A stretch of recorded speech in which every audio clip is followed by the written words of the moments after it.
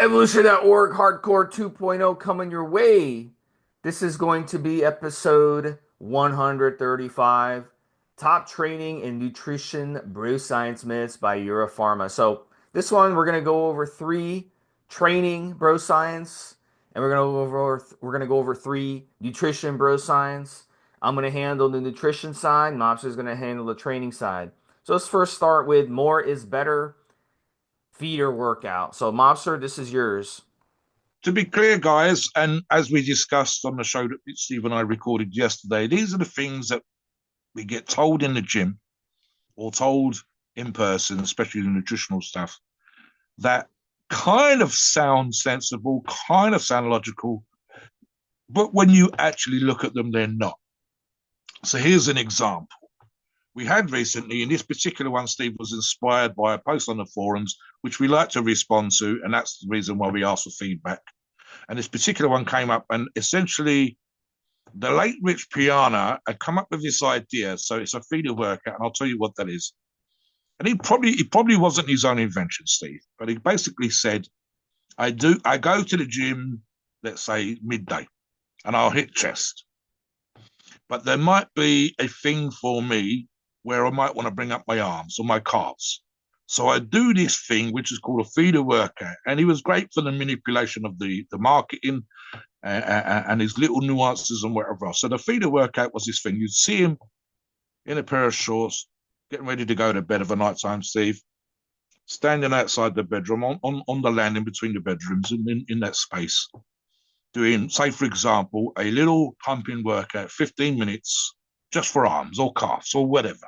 Vacuums was another one that he did. And the idea was that he would do his regular training 4, 5, 6 days a week. And he would do this little extra, what he called a feeder workout of a night time just before bed. And it might be 1 week of vacuums, 1 week of calves, 1 week of a light pumping session. And these were only like 15, £20 dumbbells, Steve. They weren't heavy. So coming from that, the post on the forum was essentially, if this works, I'm going to do it 5 times a day. And I'm laughing as I'm telling you now. I probably laughed when I was posting the reply on the forum. The logic being, if it works, if I do more, then it will work more. And we've seen this occasionally where guys go, I'm going to go to the gym 7 days a week. And, Steve and I have been lifting for a long time, bodybuilding training, fitness training, triathlons, you name it, strength training for me, whatever. Okay. And the reality of the situation is I very briefly trained twice a day, literally deliberately overtraining to use the super compensation principle. But I would only do this for the last 7 of the last 10 days before a competition. And then I would do no training at all for 3 days. And got to be honest, Steve, it's fucking brutal. I have described on other shows feeling like a beaten up old man. You would get guys that are very, very keen of going to the gym, growing, looking great. I'm inspired, I'm motivated. That's great. That's absolutely awesome. We want them to be motivated. But the idea that 7 days a week is better than 3 days a week or 4 days a week or 5 days a week, and these guys are working or at college or whatever, they're busy guys. You're not allowing for recovery, even if you did what we call an active recovery day. You might be overtraining. And the idea that you could, in this example, do a feeder workout in between, Steve, or as well as, should I say, your regular workout. You could do 15 minutes in the morning, 15 minutes halfway through the day, 15 minutes mid-afternoon, 15 minutes before tea. 15, no, guys, look, your body doesn't work like that. We've talked, Steve and I, how remarkably adaptable as a human species our bodies have been in extreme, but there is a limit.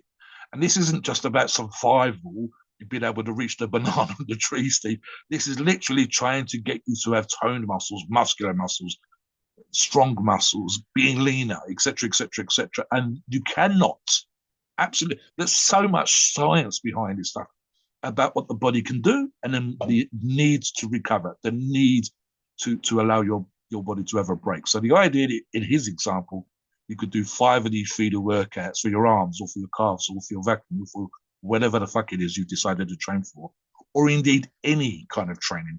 Don't whether you're a top tennis pro or top NFL player, whatever, right? You would not play game after game after game. You just wouldn't do that. You have to. There's a point beyond which your body will not allow you to go. And with strength training and bodybuilding, you're supposed to be pushing your body to a certain particular place. The idea that you could do that again 3 or 4 hours later or multiple times per day makes no sense. So it's kind of skewed logic. If X works, then X times two works best. Yeah. No, it He doesn't. was so Rich Piano is a perfect example of someone who overdoes everything. So he was overdoing it on his PEDs, he was overdoing it on painkillers, he was overdoing it on everything in life. Maybe the only thing he wasn't overdoing it on was the necessary medication to keep his organs healthy. And that's where he failed on. So and Mobster brings up the NFL. Look, if guys in the NFL are not hitting each other in season, it's a long season in the NFL. It's not like it used to be back in the day. Back in the day, going back to the 70s, they used to play 14 games. And playoffs were only like 2 rounds, because I think only 4 or maybe 5 teams made the playoffs. I think it was like 4 teams. Today, you have a lot more teams per conference. You have 7 teams per conference making the playoffs, so it's an even longer playoffs. That's 14 teams total, with 2 teams getting a first round bye, and it's a 17-week season. With the bye week, it's 18 weeks. Plus, you have a 3-week preseason. Plus, you have a training camp. Plus, you have a mini camp. So it's a long ass season. So if you're pounding each other during the year, you can imagine how much damage you're doing. So Bill Walsh came up with this crazy idea in the 80s not to pound his team into the dirt during training camp, during preseason. And what ended up happening was his teams were strong toward the end of the Yes, year and strong going into the playoffs.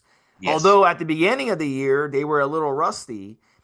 Now, Don Shula did the opposite. Don Shula was old school. He pounded his team into the dirt in mini camps and preseason to the point where they were sore. And his teams would always start the year red hot, always. And then by the end of the year, they were struggling and they would limp into the playoffs with so many injuries and they wouldn't be able to get anywhere. He couldn't win in the playoffs. So this is a perfect example of pounding your body into dirt. Really quick, Monster, finish out on this topic and we'll move on to the next one. listen, guys, experience teaches us that these things are not possible. So, sports science teaches it's not possible. And the reality of the situation is you're not superhuman. You're not dosed up to the eyeballs and PEDs. And even the top professional sports athletes or bodybuilders can't do this stuff. Steve just told you. All right, so let's move on to the next one. And the next one is going. So next one we're going to talk about is a nutrition one. So we're kind of mixing these up. And look, we're going to talk about fasted cardio doesn't work as bro science. And look, I'm going to rant on this topic a little bit. So there was a study that was done that's been parroted by all these gurus trying to pretend that they know what they're talking about. And the idea was that the study proved that fasted cardio doesn't work. So now they're going around saying fasted cardio doesn't work. That's bullshit, blah, blah, blah, blah. So let me explain, first of all, the study and how bastardized the study was and how the study was basically they completely bastardized it. So the title of the study says body composition changes associated with fasted versus non-fasted aerobic exercise. So what they did with the study is they took 20 women and they randomized it. So with one group, they gave them a meal replacement shake before their workout. The other group, they gave them a meal replacement shake after their workout. And they wanted to see what would happen. And they found out through the study that the group that did the exercise fasted and had the meal replacement shake after, there was no difference. They still lost weight, but there was no difference between the group of women who took the meal replacement shake before. Now here's the thing about it. Here's the thing that they don't explain. These gurus, okay, on the internet who are saying, bros, that fasted cardio is doesn't work. The women who took the meal replacement shake before their workout ate in a caloric deficit. The women who had their meal replacement shake after did not. But that's not even the point of of what I'm trying to say here. Because even if they did, it wouldn't matter. All this proves is that meal timing is bullshit, but it doesn't prove that fasted cardio doesn't work. The study never says in the title fasted cardio doesn't work.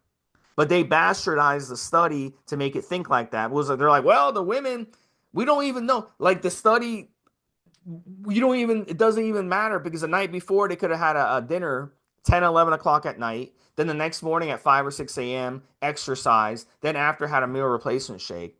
So they're not even doing the fasted cardio correctly. The proper way to do fasted cardio would have been not to eat anything 2 hours before bed. So if you go to bed at 10 or 11, don't eat at least 2 hours prior. And then the next morning, you exercise. Then you don't go and take a meal replacement shake, which is full of sugar and other crap. You wait hours and hours and hours, as long as possible. That's the idea behind fasted cardio. You want to give your body a chance to even get into ketosis, which would take 12, 14, 16 hours, sometimes longer, depending on the person. The more obese the person is, the longer it will typically take for them to even get to ketosis. So this experiment was flawed from the start and never disproved fasted cardio. In fact, if you actually read the experiment, as I said, the women actually did lose body fat doing the fasted cardio. You see? So the study isn't even about fasted cardio or non-fasted cardio. It's more about meal timing, about a meal replacement shake, which nobody who's trying to cut weight should be even consuming in the first place. So it's a stupid, it's a very, very stupid bro science thing that we see out there. And look, the reason fasted cardio works, if you do it correctly, is because you're putting your body into ketosis, you're forcing your body to use up energy that's stored that it wouldn't use otherwise. So if you're an overweight person and you just eat in a caloric deficit every day, okay, you're going to be spinning your wheels. All these women in the study who ate in a caloric deficit, then went back to their regular diet, probably gained everything back. That's the problem. That's the problem with these caloric deficit diets. And this is why fasted cardio is going to be more effective. And the study technically shows that fasted cardio is just as effective as eating in a deficit. So really, the study never showed shit, but they're gonna keep parroting that study as proof in their mind that fasted cardio doesn't work, and we know it works because every professional bodybuilder does fasted cardio. Why? Yeah. Because it works. Even though they're eating a shit ton of food all day, they still put in to get in their fasted cardio. Number two, the reason fasted cardio works, not even about that. It's about not having something in your stomach while you're training. This way, your body doesn't have to process food. If you go to any road race or triathlon, you ask the people, what did you have before the race? Not a single person is going to say they ate a meal. You might have a few people, a percentage of people, maybe 2, 3, 4 hours prior may have had like a banana or something like that and drinking some water, maybe some electrolytes, something like that. But nobody eats a meal before they go run a triathlon or go run a 10K or a half marathon. That's stupid. Nobody does that because you're just going to be throwing up the whole way. So training fasted is a great tool that really 99% of you should be doing. Unless you're like Mobster and you're a strength athlete, then you can then having a meal beforehand has an advantage. But otherwise, fasted cardio is not bro science. And the Yeah. fact that saying fasted cardio doesn't work is asinine. Really So quick, Mobster, before we move in. there's a couple of thoughts here. I think the reality of the situation is probably is they fear it. They're so worried about running out of energy that they can't get their heads around it. So they search for proof in their minds, which is they're selectively cherry picking the information to try and prove that it doesn't work. And the reality of the situation is just to cover myself, and we'll move on right away. I eat very little. I literally had a bowl of cornflakes before I went to the gym this morning. And you guys can see me doing some fucked up shit on my logs online. And it's nearly always on a bowl of cereal. I'm not having massive amounts of calories before I go to the gym. Probably 600, 700 calories before I go and work out. So okay, I would not want my stomach full of crap and then go and do some epic squatting and leg Yeah. presses or whatever. So Yeah. really quick, what So, you said is people are scared of not having energy. That's the whole point of fasted cardio. You're yes, tapping of in course. to the energy you have Yes. stored on your body. If And you're how not many gonna, times, Steve, how if many you're not times gonna, have you and I talked about the human physiology and how we've adapted over millennia?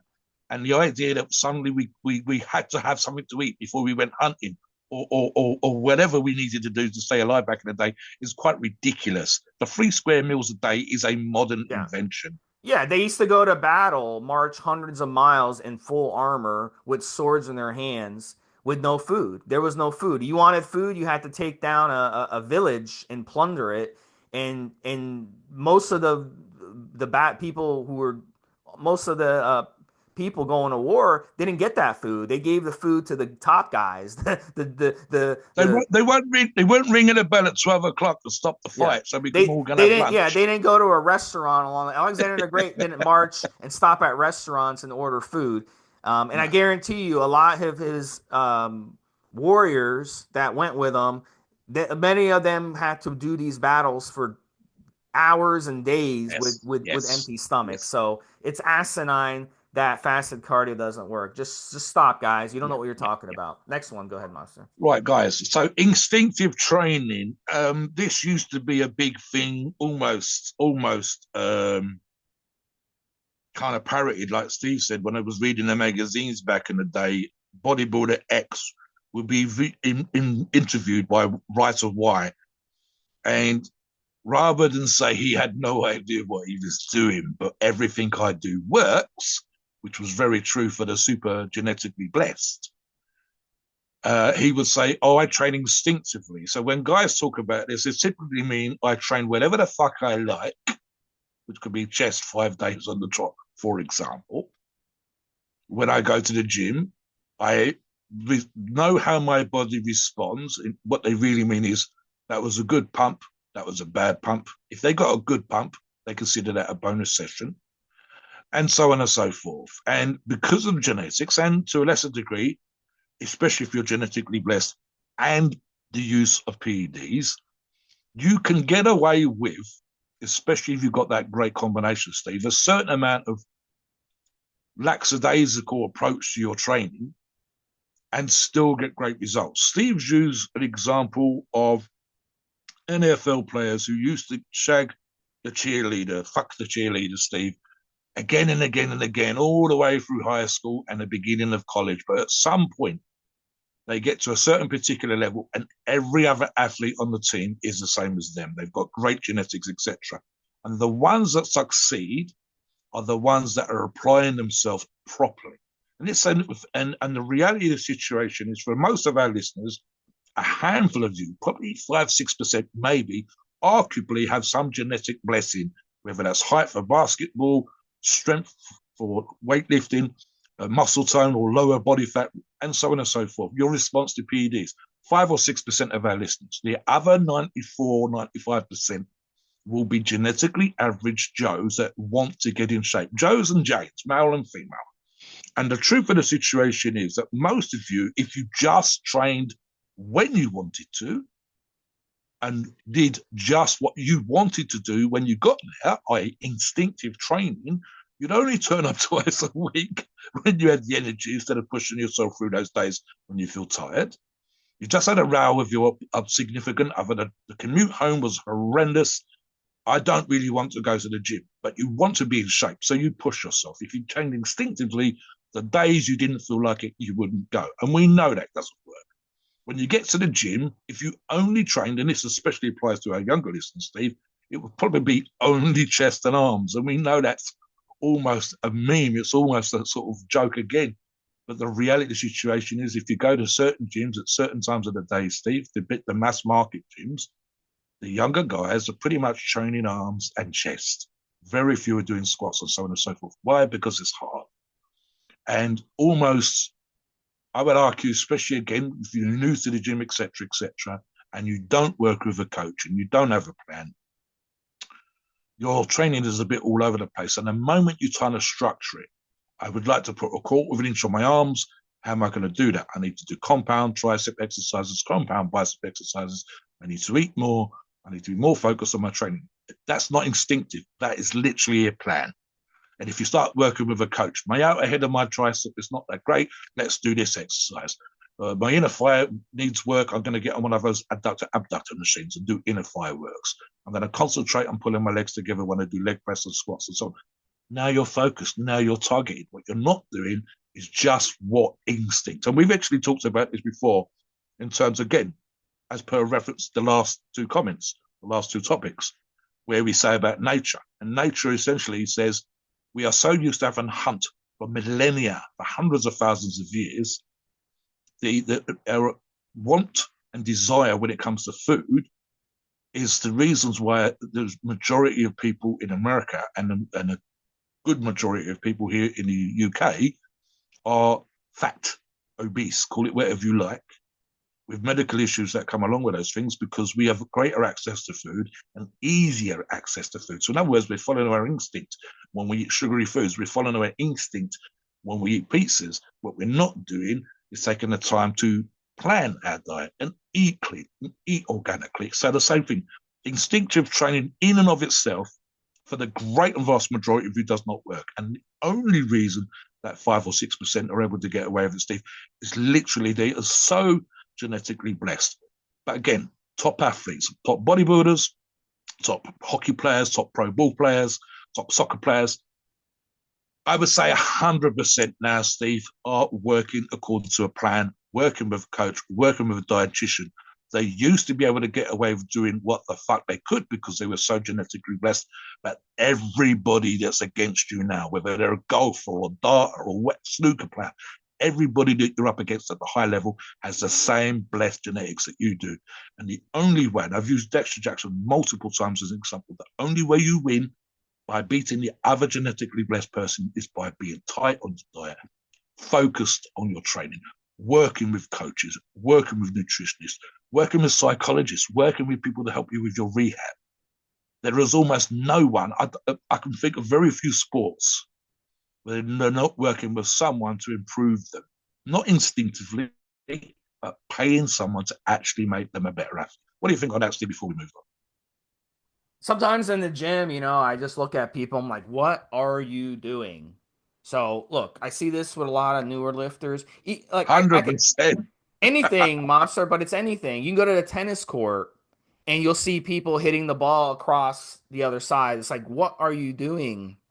Like, you shouldn't even be here. You need to go train on the wall. Or I go fishing and I see people show up with like, I saw a guy show up with this big, thick rod with like a bell at the bottom of it. Like, like so when the rod starts moving, the bell goes off. I'm like, dude, what are you doing? We're not on a boat sword fishing here. You don't need a fucking thick rod with a fucking bell on it, okay? I mean, they just don't know what they're doing. So I'm not that type of person. Like I always go into something where I have a plan and I want to see, what's going on ahead of time. Like I'll give you an example. If I'm going out on a date somewhere new that I've never been before, I'll always go there first, park the car, scope out the area, get to know the environment before I actually go on the date. This way, when I go on the date, I don't look like I don't know what I'm doing. I can, what I'm saying? Or a restaurant. If I'm going to a restaurant for the first time on a date, I'll go to that restaurant first, check out the menu, know what's on the menu, and then this way, when we go, I can help her pick out her meals. That's, what I'm saying? So that's the same thing with weight training. So if you're going in there with no plan, a lot of people they'll do split routines, anywhere from a 2 day to a 5 day split routine, and they have things structured. Guys who have been going to the gym a long time, you can follow them when they're working out, and you'll see that wow, these guys have a plan in place. They do the same thing every time. They do their cardio, and then or they'll finish their workout and then go do their cardio. And then they'll structure their workouts the same way. They like particular machines. There's a plan in place. So just going in there and winging it, it's just not going to get you anywhere. You've got to have I'll something. even use myself as an example, Steve, and this is a lesson for me, never mind for the listeners. I fucked up. I've told on a couple of shows how I would train the things I was good at when I first started competing, and I would win that event, typically grippers. I was one of the best in the country, and I would win or play second or third on that event. But there was other lifts, other events that I was kind of okay at, and I would place in the middle or towards the back. And so I would look like I was in first place at the beginning of the afternoon, of the beginning of the day, but by the end of the day, I was down somewhere in the middle or the back of the pack. And it's my mentor at the time, he's still with us, David Horn, said, you need to bring the weak lifts up. And it took me 3 fucking years before I paid attention and did exactly what he said. And I've said this on other shows. The moment I started bringing up my weak lifts and practice the stuff that I need to do better at instead of just doing what I liked, instinctively, I started to place in the top three, then the top two, then number one. And that was on a regular basis for 5, 6, 7 years. So it took me that long to pay the fuck attention and get better. I do this all the time in my training. This is the reason why I do the stuff that I do. I'm not as, when I started, I was weaker. Now I've been doing it for a long time. I'm stronger. It's as simple as that. I don't care how genetically blessed you are. You need to have this structure. If you want to be champion, if you want to be number one, if you want to be a winner, if you want to, as Steve says, just going into town. Hey, baby, I've checked this restaurant out. I know where the bars are. I know where the club is. Hey, but a guy's got his shit together and just stuff like that. And finding out a bit about the lady and having stuff to talk about rather than sort of randomly coming out with if it was down to instinct when it comes to dating, Steve, we'd be ripping off around the bed and jumping up and down and saying, come on, baby, let's fuck. You got to seduce them up. You can't just do what's instinctive. It makes no sense. You couldn't, if instinctive would apply to work, Steve, we wouldn't go to work. We'd stay in bed. Just send me my money. You do so, guys, you can't do this. You can't do it at college, you can't do it at work, you can't do it dating. It makes no sense to apply this logic to training as well. So give us another one, Steve, about olive oil. Yeah, olive oil is healthy. Huge bro science, huge. And a lot of you are listening to this, you're like, Steve, what do you mean olive oil isn't healthy? What are you talking about? How can olive oil not be healthy? I'm seeing on TV, the Food Network, all these chefs that was like, they're dumping all this olive oil in their dishes, and all this stuff. Well, here's the thing with olive oil. Um, People have been so fucking brainwashed by olive oil, especially your generation, mobster. And a lot of it is because olives are a small type of drupe fruit that grows in parts of Asia or Mediterranean. They're like bush-like trees, okay? And what happens is if an olive itself, when it ripens on the tree, you pick it and then you eat it, or I've seen people add olives to their salads or whatever. And in that situation, olives themselves are healthy. It's a fruit. It's got antioxidants, it's got vitamins, it's got minerals. Absolutely something healthy for you. But the problem is, and this is where the scam starts, when you take a fruit or vegetable and you turn it into an oil, what are you doing to it? You're processing it. You're using heat to refine it. So olive oil goes from olive being healthy to olive oil. Now the scam starts because they do these studies that show that olive oil is healthy because olives are healthy. The problem is olive oil healthy? And the answer is no, it's not. Is it less bad than other oils? That I can agree with. But here's the problem. It's an oil.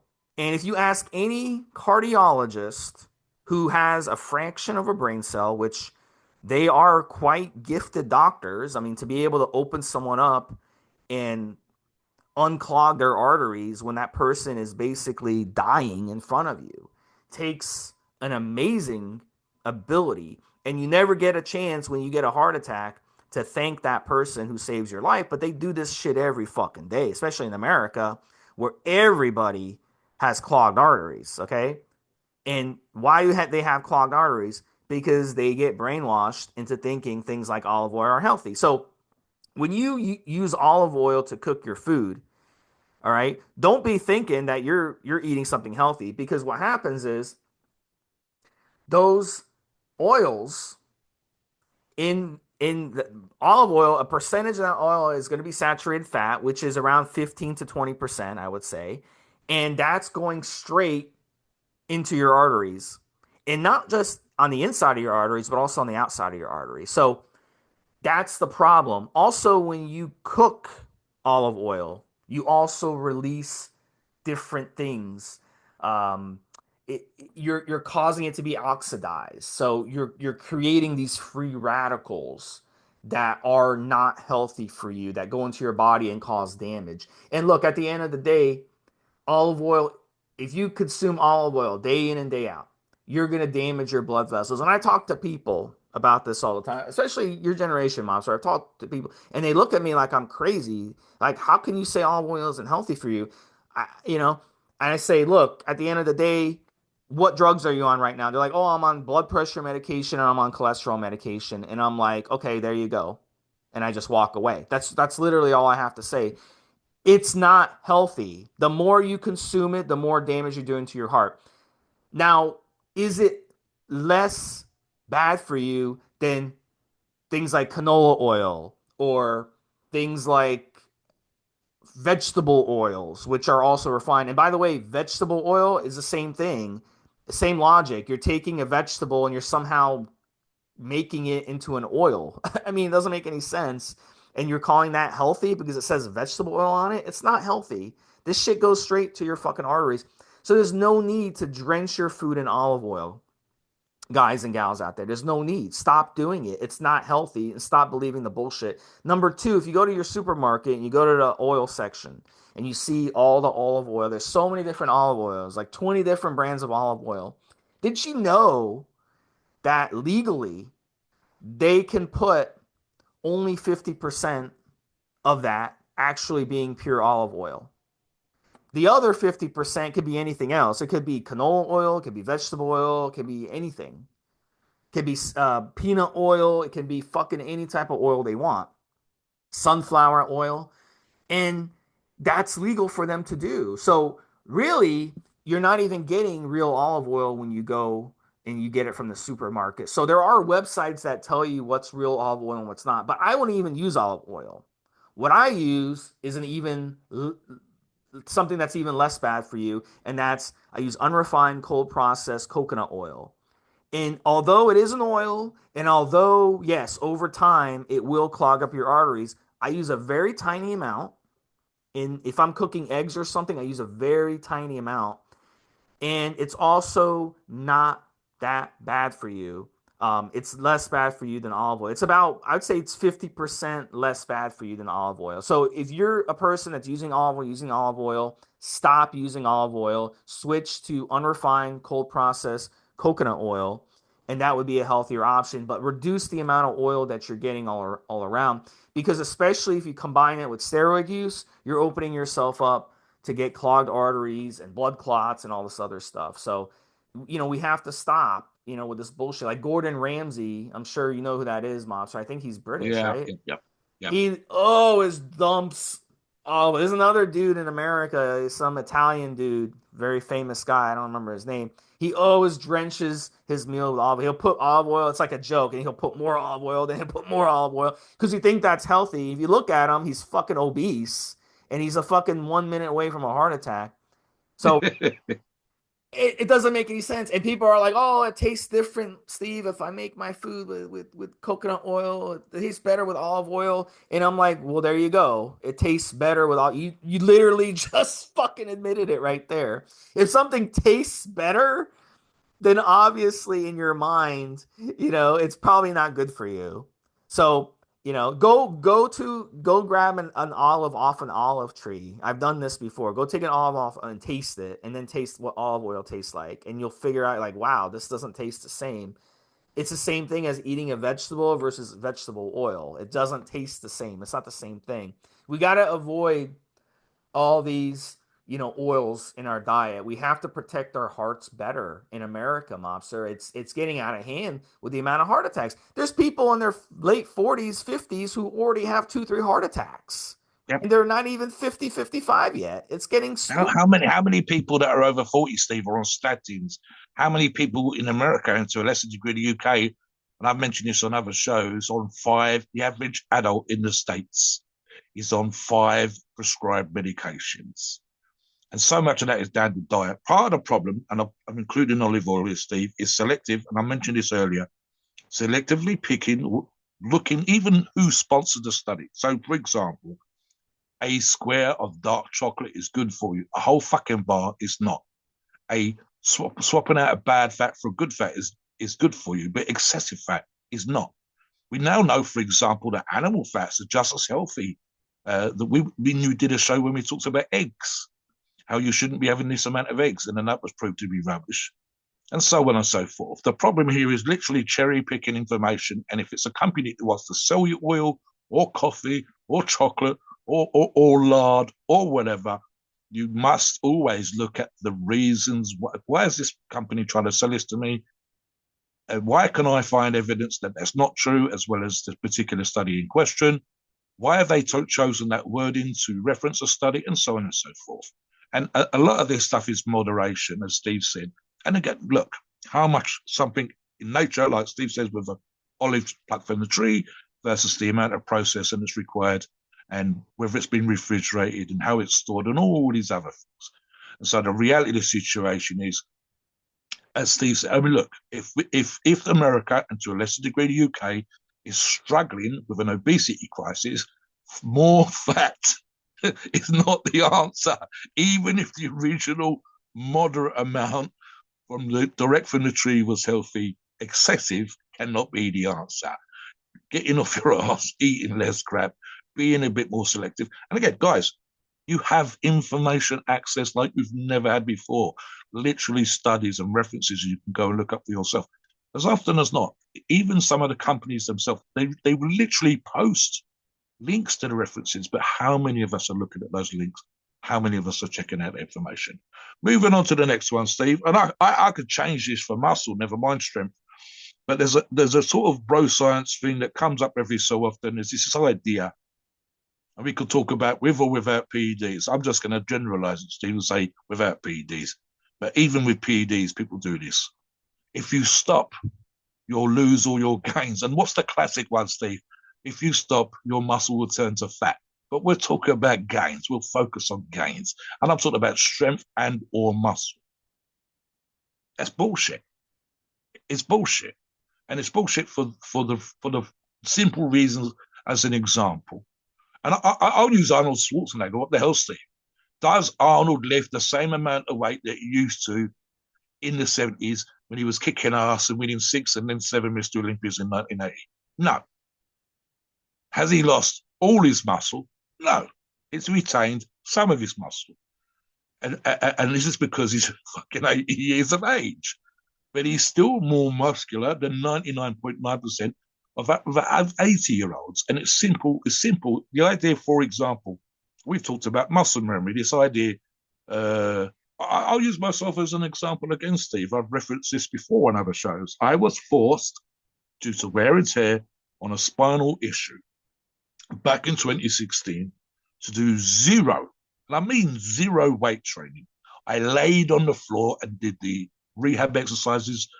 I spent an enormous amount of time sleeping on the floor, never mind laying on it, to do the rehab. I spent some of that time in bed. I think I was in bed and on doing floor stuff 16 or 17 hours a day. It's part of the recovery process. Everything took twice or 3 times as long and was incredibly painful. And I believe I was circa 290 pounds pre-injury. And I lost, I'm going to say, Steve, I think I lost 10, nearly 20 pounds, at least 10 pounds. So I went down to somewhere between 270, 280. And this took me 16 weeks, so the best part of 4 months to recover. And in my head, fortunately for me, I was always, this is a temporary thing. It's not a permanent thing. You're not disabled. You're not paralyzed. You'll recover. But it took 4 months. And the only strength type training I did was grippers, literally laying on the floor or laying on the bed or sitting in a chair or whatever, but in pain for 16 weeks. And I came back deliberately about 60% on the weights, then 70%, then 80%, then 90%. And I recovered 10 pounds probably in the first 2 or 3 weeks. But I didn't shrink away to what I weighed when I started training. I didn't shrink away to the number I've given from when I was 18. I started when I was 15. I didn't go back to 175 pounds, age 18. I didn't go down to 220 or 230 or 240. I retained a lot of the muscle tissue. I lost some, but I recovered it very quickly. Thank you very much, muscle memory. I was sensible enough not to go hardcore when I went back, and so on and so forth. So there's this idea, and I think this again applies probably more to our younger listeners, because you become passionate about lifting, whether that's strength training or bodybuilding, and you've literally just managed to get maybe your arms up to 16 inches, your forearms to 12 inches, whatever. You've put on 20 pounds of muscle. Women, girls, whatever, are paying more attention. The guys at the gym, you're looking good, boy, and all that kind of stuff. And you finally put up 2 plates on the bench. And the idea of going on holiday and quote unquote losing all your gains, you know, losing all your strength, the idea of this occurring is, oh my God, no, no, no, I can't do it, Steve. I can't. It's just crazy. I can't. I've got to find myself a hotel gym. I've got to take some dumbbells on this road trip, whatever. And the reality of the situation is you probably need a break. You probably need a rest. That's the fucking point of a holiday. Unless it's an activity type thing, you need to take some time out of the gym. It's only 2 weeks of the year, whatever. And come back hungry to hit the gym again, and so on and so forth. And like I said, you won't lose all your gains, you won't lose all your strength, you won't suddenly become back 40 or 50 pounds fatter than you when you went on holiday, if that's the thing that you got in the shape for. You'll lose some. And the first couple of sessions will be a little bit more difficult. I've done this thing, 2 week holiday, come back, first 2, 3 sessions, I was sore as fuck. The 16-week thing, I deliberately come back in easy because I didn't want to get injured. I didn't want to aggravate any back issues, etc., etc. And I knew that I'd be mega sore and so on and so forth. And I was a little bit sore when I come back at 60%, but I hadn't lost all my gains. I hadn't lost all my strength. It's a fallacy, guys. And I think sometimes, especially the younger listeners, male listeners, talking to each other, just managing to get into some kind of shape, just managing to put on some kind of muscle, you can't get your head around the fact that you can relax for a couple of weeks, chill out by the beach, have a couple of margaritas, go for a dip in the water, chase the girls a little bit, go for a boogie, and then come back, get focused, get back on the grind, and gain back 90% of what you lost within a week or 2 weeks, and get back 100% of what you lost within 4 weeks, and then spend the rest of the year getting more hench, bigger, buffer, etc., than you did before. What do you think about that, Steve? The idea that you're going to lose all your gains if you stop at all, never mind on holiday.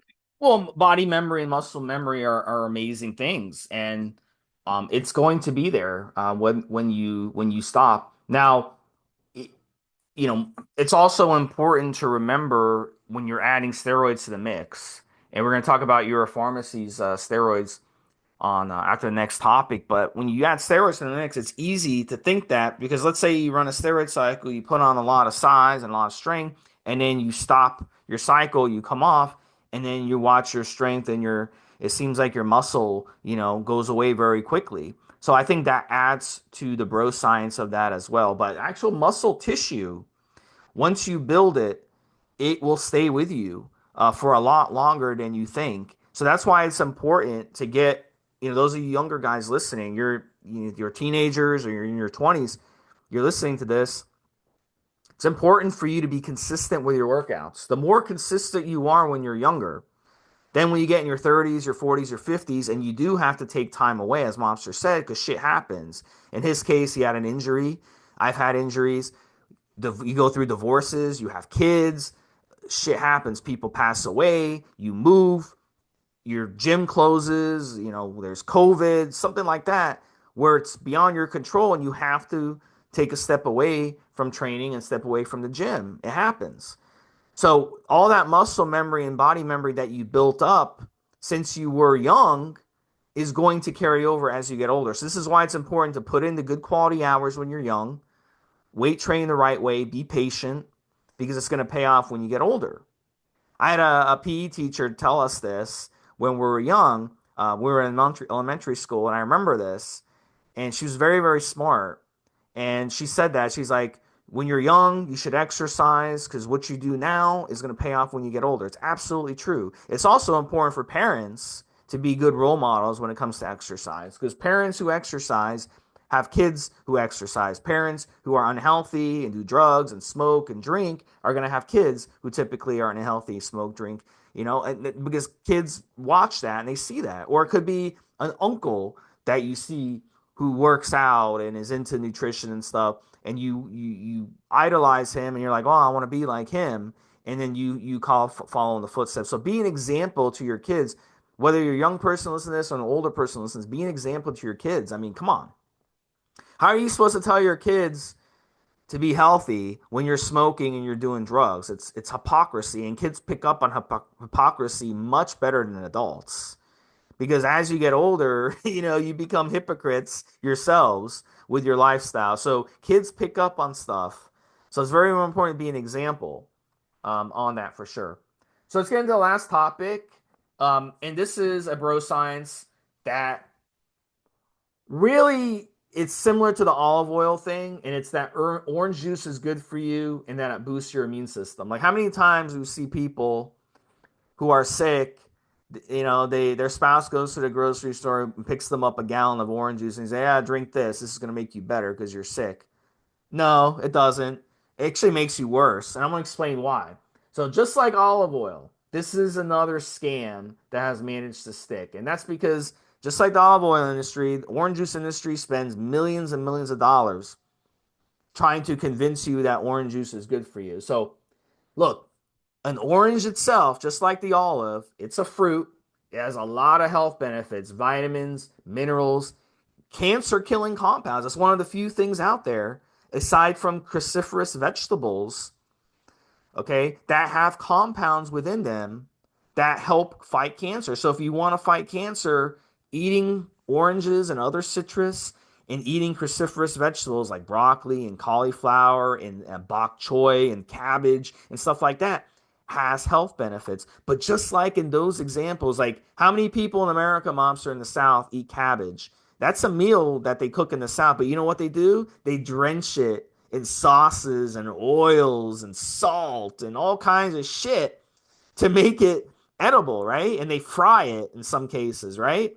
So they make something that's healthy and unhealthy. And this is a perfect example. When you take an orange and you juice it, you're degrading it and you're processing it. So I'll give you an example. Take 10 oranges and lay them on your counter, okay? Then take 10 other oranges and juice them. And what ends up happening? Those 10 oranges turn into 1 cup of orange juice. And then you got those 10 oranges sitting on the counter. It doesn't make any sense, does it? That you went from having 10 oranges to having 1 cup of orange juice. Now try eating those 10 oranges versus drinking that cup of orange juice. You can down that cup of orange juice, no problem. It's fucking delicious. It's sweet. It's sugary. It tastes good, right? But then try eating those 10 oranges. It's not going to be so easy. Even you, mobster, would have a tough time eating 10 oranges like that. If I told you in 1 minute eat 10 oranges, you'd have Oh, a no hard way, time. man. You'd have a hard time. One, two, Right. maybe So two. what does Yeah. that tell you? That tells you all you need to know about what's going on here. So when you juice it, you're extracting the fiber, you're extracting the skin. The skin is where the cancer killing compounds are in the skin. The fiber is good, it's good for you. You're taking away all that. You're changing the glycemic load of that orange. Here's a thought, Steve, and we see this a lot. You can do the olive or the orange as an example here, guys. If you're smoking and drinking, if your diet's really shitty, the idea that you can squeeze a few oranges and it's going to fix your problems is just not going to happen. If you've already got cancer in your family and it's down to lifestyle issues as much as genetics, having a couple of oranges isn't going to fix that. And again, look, I'll use this particular thing, Steve, because I mentioned it earlier as well. Right. So, what's the example that you and I have seen multiple times on the forums when it comes to the reservitol, I believe, which is found in wine, or specifically grapes, let's be honest, not necessarily wine, but wine. So, what happened was the same thing applies to the orange juice companies, the big orange juice industry, which is absolutely huge. And I mean, seriously, seriously big, crazy money, billions of dollars, right? Where the wine producers, vineyards, and wine owning brands and companies, whatever else, came across a couple of studies that had been done by some nutritionist somewhere that said there was an element, a part of what makes wine, reservitol, and reservitol was good for X and Y and Z. Lo and behold, this was a huge thing. Magazines picked up on it, newspapers discussed it. If it was online at the time, it would have been massively discussed online, and so on and so forth. So The reality was, and it surprised the people when they bring this up, the idea that you might have one or two normal sized glasses of wine a week for the resveratrol, for the health benefits, in principle is okay. Same thing with orange juice, same thing with olive oil.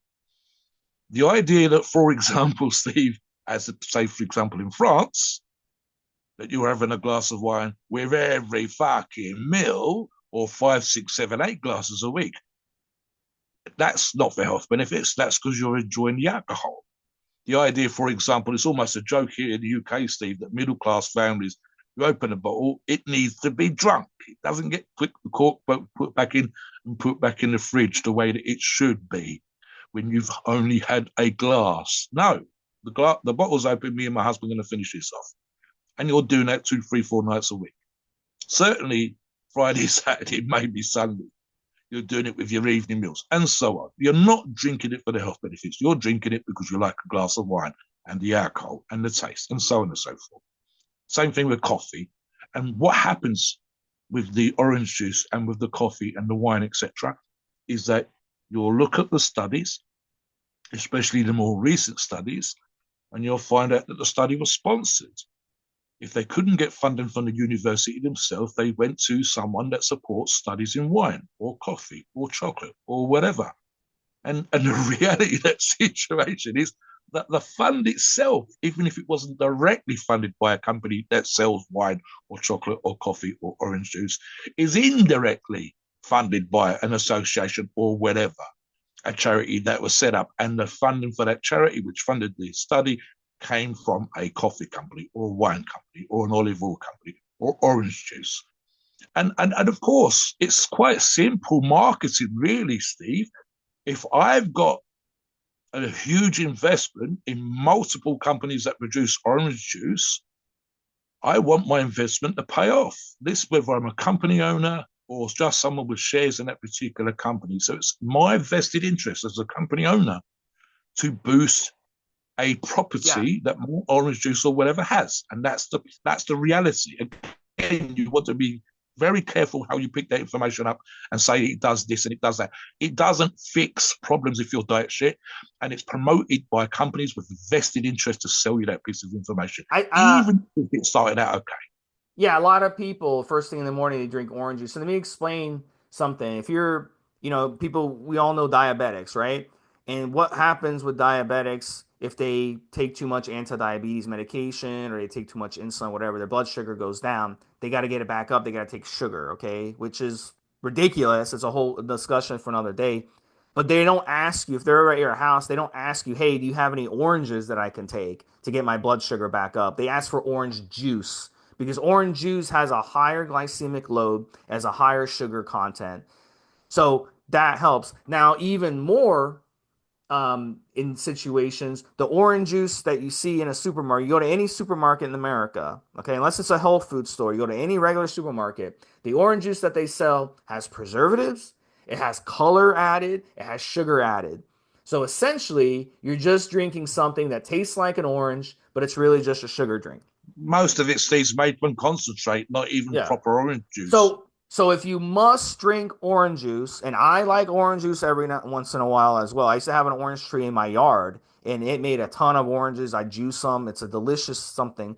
Do it yourself. Get the orange and juice it yourself, and have it in moderation.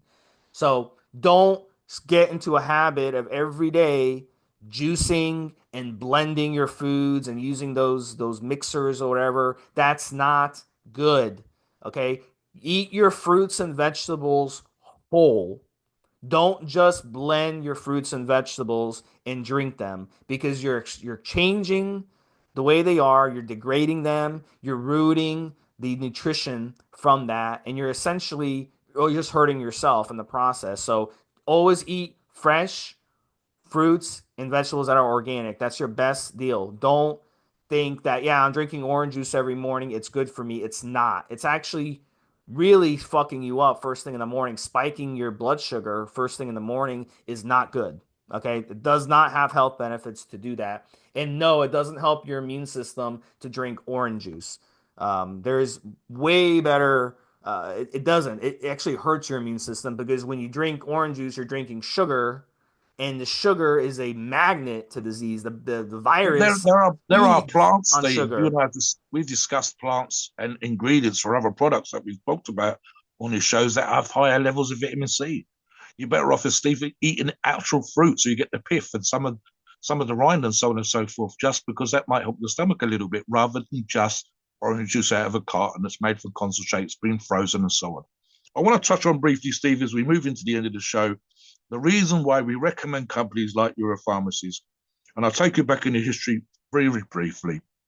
Steve and I have said before that you didn't have access to the brands and the width of steroids back in the 70s and 80s and 90s, and even 10, 15, 20 years ago. You didn't have access to peptides. You didn't have access to good sources for growth hormone. You didn't have access to the depth and breadth of SARMs that we have now. And the reason why we recommend companies like Europharmacy is because we know we have literally used their products, and we can show you logs of people on the forums that have used their products. We can show you how they've had great results. We can show you that they've posted photographs, touchdowns. Here's a picture of the Vol. Here's what happened when it turned up. This is how well packed the product was. I had an issue. The company sorted it out straight away. We could show you back in the day versus now the quality of ingredients and how it's improved. The industry as a whole, but specifically Europharmacies, has had to clean up this act. Companies that want to last can't cheat you. They cannot give you Anavar, which is really debold. They can't give you Prop, which is really SIP.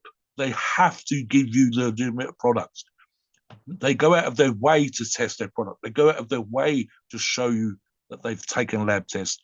There are companies, including Europharmacies, that have had you test the product, you, the individual, test the product individually, post up the results, and we will credit you with the cost of your testing. It's your next order. We will pay you indirectly for your expenses. If you spend $50, $60 getting this product tested, post up the results, because we're that confident in our products, and we will credit that $50 or $60 towards your next order. That's like another vial and a half, Steve, towards their next order, because we are that confident that our product is what we say it is. They are super duper on the customer service. They have a couple of probably the best reps in the industry. When they've had one or two minor issues, they sorted these out super quick. Their speed of getting the product to your door is getting better every single time, especially when you're talking about domestic. Guys are getting ordering on the weekend, and had the order turn up on the Friday. It used to be a month for companies back in the day. And Steve and I have talked about scams and having fake product that had no active ingredient in whatsoever. And how many times we will see this on a weekly basis, Steve, on the forum. Someone used a company that's not approved, and they're out 1,500, 1,000, 5, 6, 7, $800. And this is on average. I think the average that they're at is $850. 850 fucking bucks. That's the best part of 700 quid. I can afford it, Steve, but I would not fucking be happy about it. I put my money into a company that I trusted, and they let me the fuck down. This is why we recommend companies like Europharmacies, because you need to be able to have companies that are going to sell you solid products that work all goddamn day long. What do you think on that, Steve, before the disclaimer? There's certain things you look for brands. You look for a brand that's fast with shipping. You look for a brand that's well priced, fairly priced. You look for a brand that has excellent reps, as you said, Monster. You look for a brand, obviously number one, that has high quality products, and that's really a one-stop shop. Would be wonderful if they had everything you need for a cycle in PCT. You don't want to have to keep going to different places for your stuff. So that's wonderful, and that's what your pharmacies is. So this is Yeah. why they're so popular. The top sources in the world use they sell your pharmacies for a reason because Yeah. they are in demand. They wouldn't sell them if they weren't in demand. So and people are happy with their products. They're definitely one of the top three brands that I recommend to my Yeah. clients. So go check them out. Come on our forums. If you got questions about anything we've talked about, if you've got more bro science things that you want us to talk about, let us know. Yes. 100%. And yeah, Yeah. that's it, Yeah. guys. Let us know, guys. Post in the comments. Come onto the forums. We want to hear your views, and we'd love to do some more bro science stuff. theories that a buddy's come up with that we can either say is true or not true. It's probably going to be not true, bless them, but we'll have a look at it for you 100%. Please note, we are not doctors and the opinions are ours. It is our view and based on our experience and views on the topic, and podcasts are for informational purposes and entertainment only. The freedom of speech and the First Amendment applies.